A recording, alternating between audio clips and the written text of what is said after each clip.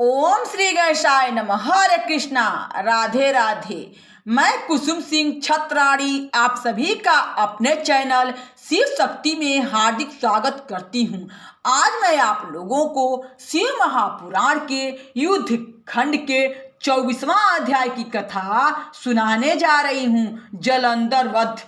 व्यास जी बोले, हे तात, इसके पश्चात युद्ध में क्या हुआ? वह दैत्य कैसे मारा गया? कृपा कर अब वह अद्भुत कथा को मुझसे कहिए। संत कुमार जी बोले, जब गिरिजा वहां से अदृश्य हो गई और गंधर्वी माया भी विलीन हो गई, तब भगवान वृषभध्वज चैतन्य हो गए। उन्होंने मौलिकता व्यक्त करते हुए बड़ा क्रोध किया।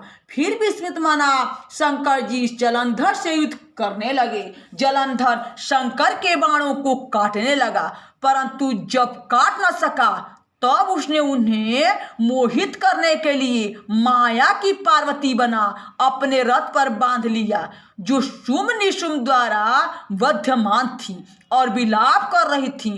तब अपने प्रिया पार्वती को इस प्रकार कष्ट में पड़ा देख लौकिक लीला दिखाते हुए शंकर जी प्राकृत जनों की तरह व्याकुल हो गए।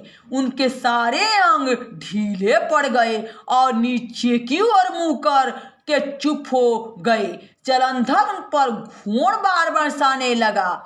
उस पर शंकर जी को बड़ा क्रोध आया और उन्होंने जाज्वल्यमान भयंकर रौद्र रूप धारण कर लिया। अब उनके रौद्र रूप को देख कोई भी दैत्य उनके सामने खड़ा होने में समर्थ न हो सका और सब भागने छिपने लगे। यहाँ तक कि शुंभ निशुंभ भी युद्ध में स्थित होने को समर्थ न हो सके। जलंधर की सारी माया क्षण मात्र में नष्ट हो गई। संग्राम में चारों ओर हाहाकार होने लगा। शिव जी ने उन भागते हुए शुंभ निशुंभ को शाप देकर बड़ा धिक्कारा और कहा, तुम दोनों बड़े दुष्ट हो। तुमने मेरा बड़ा अपराध किया है। तुम पार्वती को मारते थे और युद्ध से भागते हो। भागते को मारना पाप है, इससे मैं तुम्हें अब नहीं मारूंगा, परंतु गौरी तुमको अवश्य मारेगी। शिव जी के ऐसा कहने पर समुद्र पुत्र जलंधर क्रोध से अग्नि के समान प्रज्वलित हो उठा। उसने शिव जी पर घोर बाण बरसाकर पृथ्वी पर अंधकार प्रकट कर दिया। शिव जी उसके बाणों को काटने लगे। इतने में उसने परिघ उठा उनके बैल पर प्रहार कर दिया। शिव जी का बैल युद्ध से पीछे हटा और शिव जी के खींचने पर भी स्थित न रह सका। महारुद्र ने अपना दूसरा तेज प्रकट किया। रौद्र रूप शंकर भगवान हो गए और देखा तो वह दैत्य मेरु पर्वत के समान शरीर धारण कर सामने ही खड़ा है। उन्होंने अब उसका वध करना चाहा। अपने रथ के पहिए को अंगूठे से दबा सागर में डुबा दिया और कहा, यदि तू इसे अपने बल से निकाल दे तो मुझसे युद्ध कर, अन्यथा भाग जा। इस पर महाक्रुद्ध हो जलंधर ने शिव जी को बड़ा कटु वचन कहा और कहा, हे शंकर, मैं इस रथ को उधार कर घोड़ों सहित तुम्हें मार देवताओं सहित सबों का संहार कर गरुड़ के समान अपना भाग ग्रहण करूंगा। मेरे बाणों को कौन रोकेगा? मैं इंद्र को भी मार सकता हूँ और मैं वही हूँ जिसने अपनी भुजाओं से गंगा की धारा को रोक लिया था तथा सारे जगत को एक कार विकार कर दिया था। मैंने ऐरावत आदि हाथियों और इंद्र को उठाकर समुद्र में 100 योजन पर फेंक दिया था।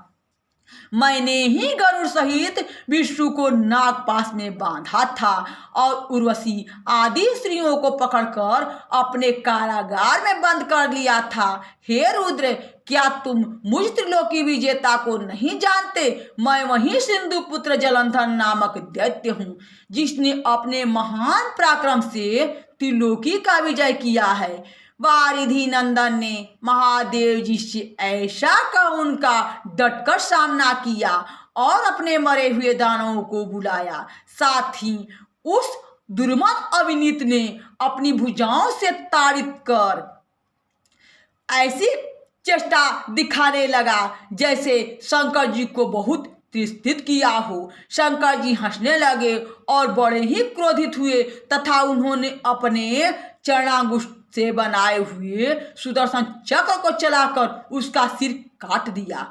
एक प्रचंड शक्ति के साथ उसका सिर पृथ्वी पर गिर पड़ा और महान हाहाकार होने लगा। अंजन पर्वत के समान उसके शरीर में 2 खंड हो गए। उसके रुधिर से संग्राम भूमि व्याप्त हो गई, सारी पृथ्वी विहल हो गई।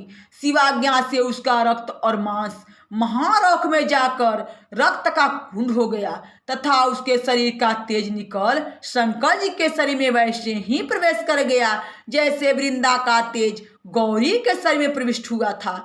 जलंधर को मरा देख देवता, गंधर्व और सर्प प्रसन्न हो गए। प्रकृति में शीतलता आ गई। सूर्य अपने तेज से तपने लगा। शांत अग्निदेव प्रज्वलित हो गए और आकाश निर्मल हो गया। इस प्रकार उन अनंत मूर्ति के द्वारा सागर पुत्र के मारे जाने पर सभी प्रसन्न हो गए। यहाँ शिव महापुराण के युद्ध खंड के 24वां अध्याय की कथा समाप्त हुई। बोलो शंकर भगवान की जय। हरे कृष्णा। राधे राधे।